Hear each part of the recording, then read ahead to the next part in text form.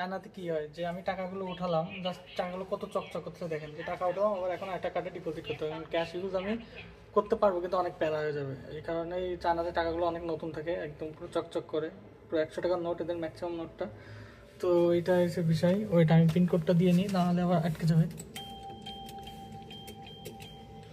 তো এখানে আসার পরে আপনার ব্যাঙ্ক অ্যাকাউন্ট ওপেন করতে হবে, তারপরে এরকম টাকা শুধুমাত্র আপনি চোখে দেখতে পারবেন যে আপনার টাকা আছে, এবং আপনাকে আবার ডিপোজিট করতে হবে, নাহলে আপনার কাছে রেখে দিতে হবে, যেটা ইউজ করা অনেক সমস্যা। কারণ কী সমস্যা সেটা হলো আপনার যে কিছু সময় কিছু জিনিস কেনার পরে আপনার থাকে হলো কত 1 পয়েন্ট সামথিং, হ্যাঁ 1 পয়েন্ট সামথিং, তারপরে আপনার তো ওই যে পয়সা হয়ে যায়, তো এটা ইউজ করাটা একটু ঝামেলা হয়ে যায়।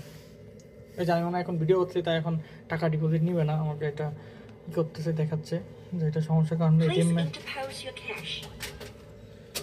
কারণ এটা এর মধ্যে এটা অ্যালাউ নেই। তারপরে আমি করলাম, কারণ ভিডিও করাটা কোথাও এটিএম বুথের মধ্যে অ্যালাউ থাকে না।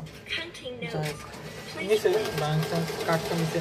তো এটাই হলো বিষয় যে আপনারা চায়নাতে আসার পরে ব্যাঙ্ক অ্যাকাউন্টে আপনি জাস্ট কী করতে পারবেন যে টাকা শুধু চোখে দেখতে পারবেন, তারপরে আবার 2 মিনিটের মধ্যে টাকা আবার ডিপোজিট।